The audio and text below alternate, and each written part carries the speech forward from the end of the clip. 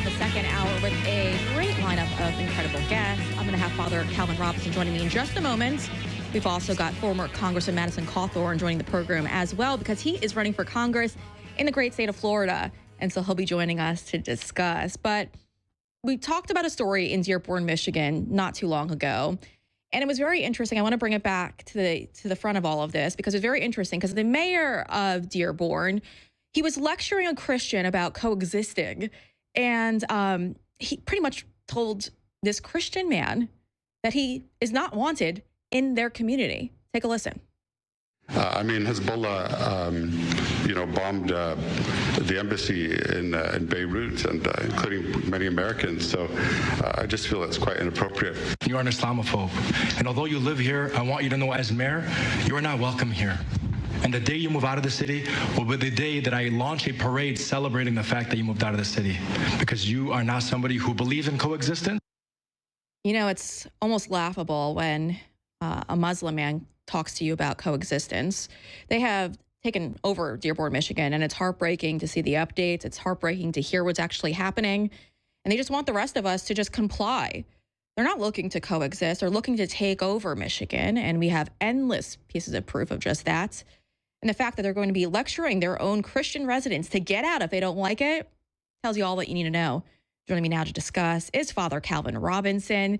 He has been in this fight for quite some time across the pond and now bringing it to the United States.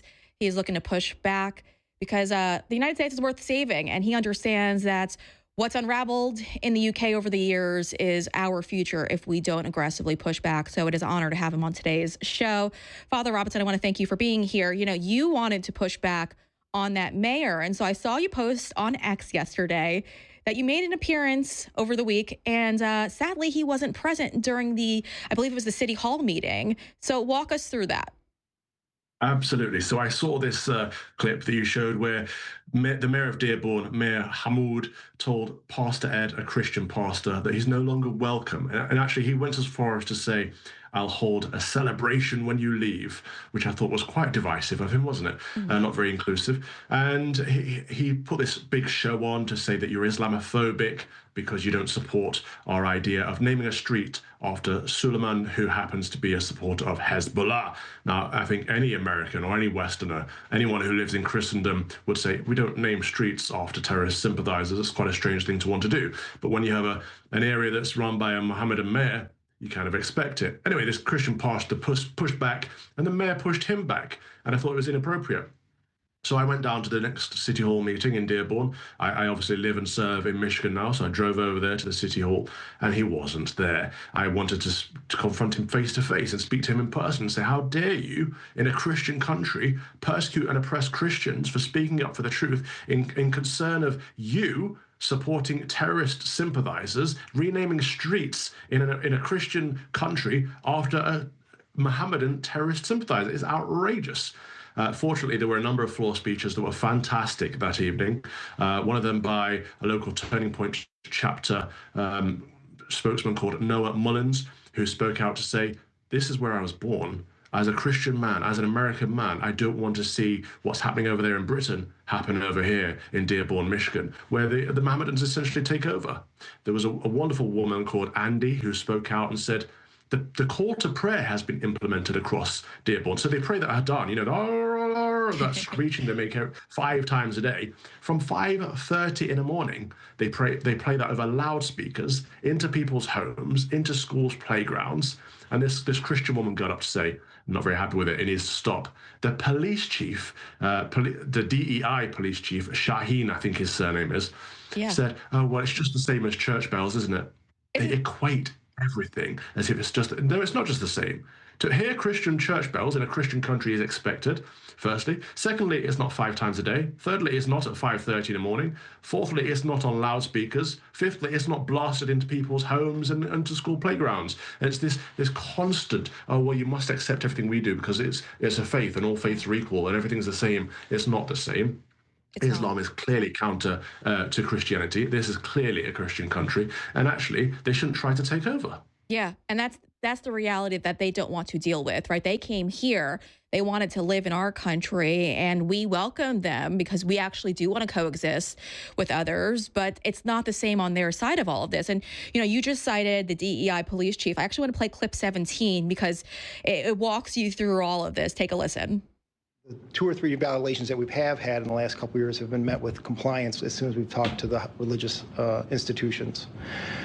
It's no different than church bells that you might hear on Sunday. Shame. Yeah. Please, okay. The ordinance. No outbursts from the crowd, please. Okay, folks. If you'd like to address the crowd, you can fill out a card and we can have you speak. Okay.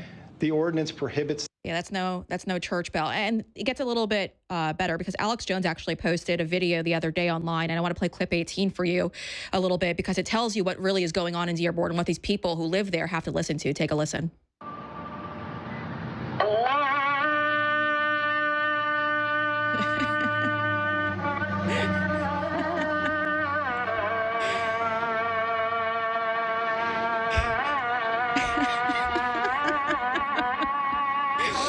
Sell the house. You just gotta go.